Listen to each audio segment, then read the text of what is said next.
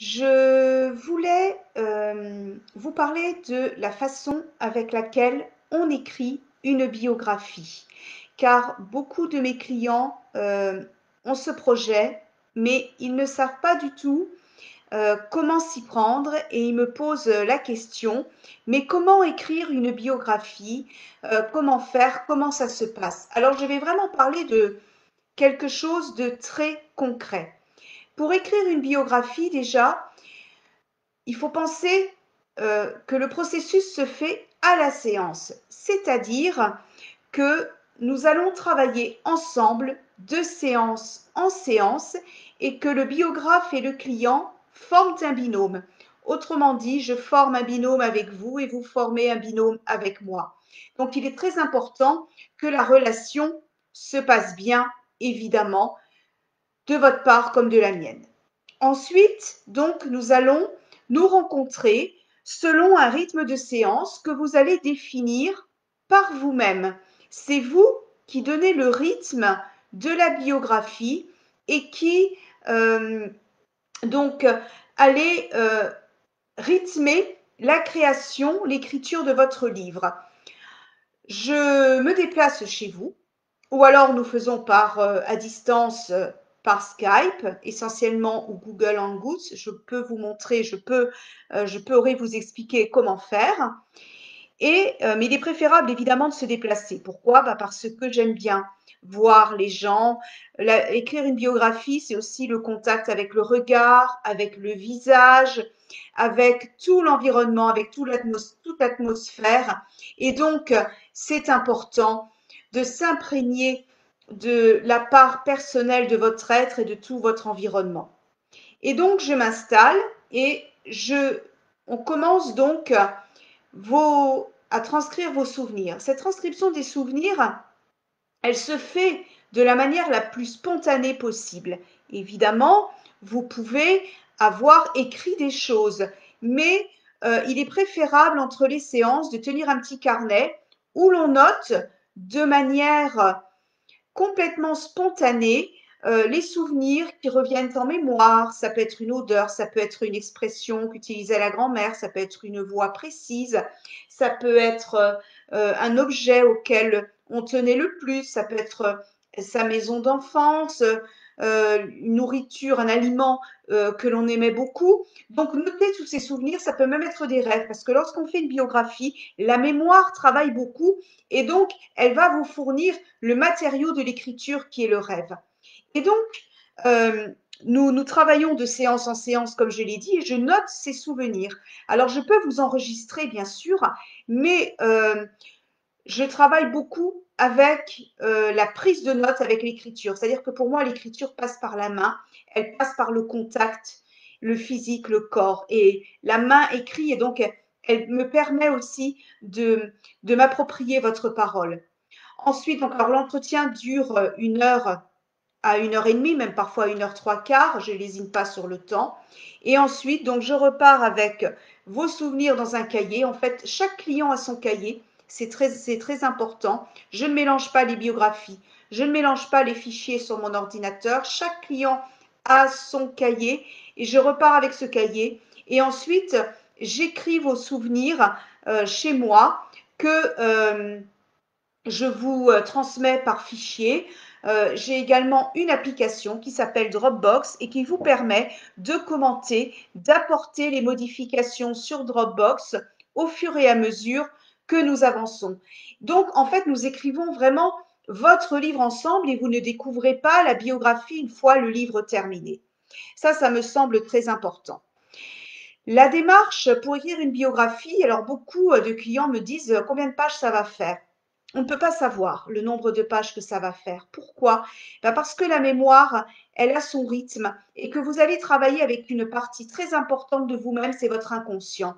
Et quelque part, votre inconscient va lui-même vous dicter ce que vous avez le plus important. Et ce qui vous paraît le plus important à l'état de conscience n'est pas forcément le plus important pour votre inconscient et l'inverse est vrai. Et dans une biographie, soudain, il va y avoir un petit détail auquel vous n'avez pas pensé dans votre vie de tous les jours et qui va prendre vraiment tout son sens. Et c'est sur ce détail-là que vous allez travailler. Euh, je travaille beaucoup sur les sensations, comme je l'ai expliqué, tout ce qui est odeur, tout ce qui est toucher, euh, le toucher d'un tissu, l'odeur, par exemple, du café de la grand-mère ou l'odeur du pain chez une famille de boulanger, par exemple. Et ça, vous pouvez très bien l'avoir occulté avec le temps, mais ce détail va vous revenir et c'est le matériau fourni par votre mémoire. C'est donc cela vraiment qui va prendre sens. Donc on ne peut pas savoir le nombre de pages que ça va faire. Une biographie, bien sûr, beaucoup veulent un livre conséquent et c'est totalement normal. Et de toute façon, si on prend plus de 5 séances, ça va donner vraiment un livre très conséquent. Je sais d'après mon expérience que 5 séances donnent déjà 80 pages. Donc on peut présumer que si vous prenez plus de 5 séances, le livre va faire le double et même le triple. Et, mais il faut aussi savoir que le souvenir peut être très intense en peu de mots, en peu de phrases, et que ce n'est pas la longueur de la phrase qui va donner de la portée à votre écriture, de l'intensité à votre écriture, mais c'est finalement l'art de dire, parfois même en peu de mots, ce qui est très important. Je me souviens d'un passage d'Annie Ernaux, lorsqu'Annie Ernaux, donc, qui est la spécialiste de l'écriture autobiographique et biographique, décrit la mort de son père. En une page, même pas, et en très peu de lignes, elle parle justement du corps de son père qu'elle voit, qu'il a saisi. Donc c'est une image saisissante. Et en vraiment quelques adjectifs, en quelques notations descriptives, on a tout le tableau de la mort de son père. Donc c'est déjà la première chose. Et puis, donc, on ne peut pas savoir le nombre de pages parce que justement, comme je l'ai dit, la mémoire a son propre rythme et vous ne pouvez pas, il faut, je pense, dans l'écriture, vous ne pouvez pas contrôler tout. C'est-à-dire qu'il y a une grosse part de lâcher prise. L'écriture, c'est un flux, c'est un flot et il est important de laisser aller. Le client aussi peut être, tout comme l'écrivain, angoissé par la page blanche. Et pourtant, je pense que cette angoisse ne doit pas vous freiner. Pour quelle raison?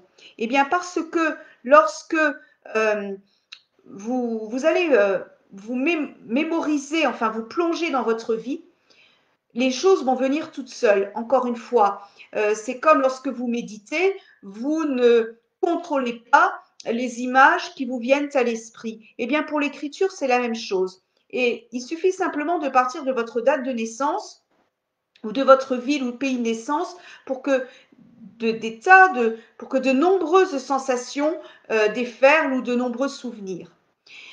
Maintenant, la structure de la biographie. Alors, j'y reviendrai dans d'autres vidéos, mais ce qui est important de savoir, c'est que la biographie, on la considère très souvent comme chronologique. C'est l'ordre le plus classique. Bien sûr qu'elle peut être chronologique. Ceci dit, elle ne doit pas forcément être chronologique. On peut partir sur une biographie totalement thématique et revenir sur des périodes à l'intérieur même de ces thèmes.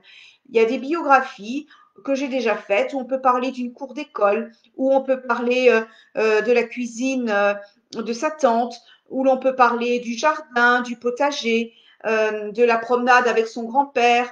Il peut y avoir des thèmes comme la nature ou comme la ville, et puis les rêves que l'on faisait en tant qu'enfant. Donc c'est vraiment, voilà, il n'y a pas, bien sûr que la biographie doit être structurée, ça c'est mon travail de la structurer. Vous, en fait, vous êtes dans un état de lâcher prise, vous parlez comme, voilà, vous ne dictez même pas votre vie, c'est même pas ça, c'est vous parlez de votre vie, comme si vous, voilà, vous êtes en face du biographe et vous vous confiez quelque part. Et c'est moi qui me charge de structurer la biographie. Nous définissons, bien entendu, la structure, mais parfois elle s'impose d'elle-même et le client l'accueille, je dirais l'accepte et l'accueille parce que ça va de soi. Donc, on est vraiment dans la spontanéité. Écrire une biographie, il faut savoir que ça doit être déjà un plaisir. On, c'est quand même un plaisir de redécouvrir sa vie, même dans ces moments les plus douloureux, ça je précise. C'est également très intense, évidemment. Ça va réveiller des émotions très puissantes.